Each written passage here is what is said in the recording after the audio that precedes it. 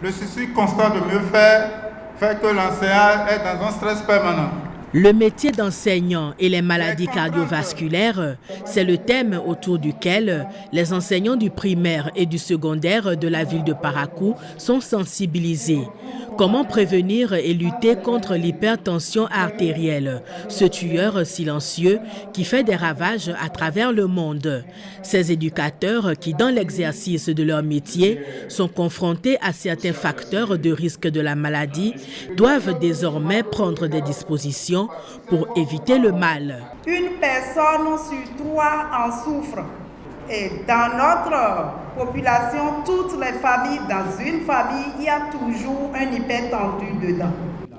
Une hygiène de vie saine et une alimentation équilibrée s'imposent donc à ces enseignants pour prévenir l'hypertension artérielle et les autres maladies cardiovasculaires. Nous avons beaucoup parlé autour d'une formule que je qualifie de formule magique. C'est le 00530 3P.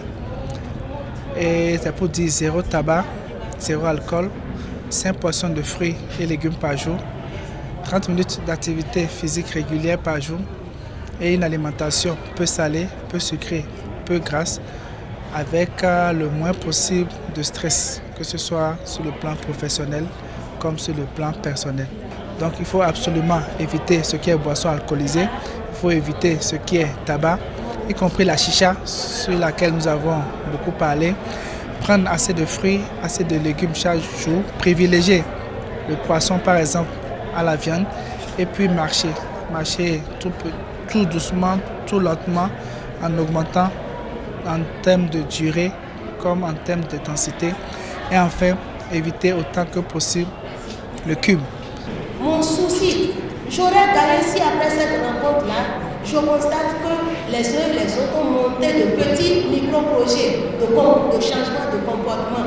Commencez déjà par dire aux vendeuses de ne plus préparer salé et trop gras.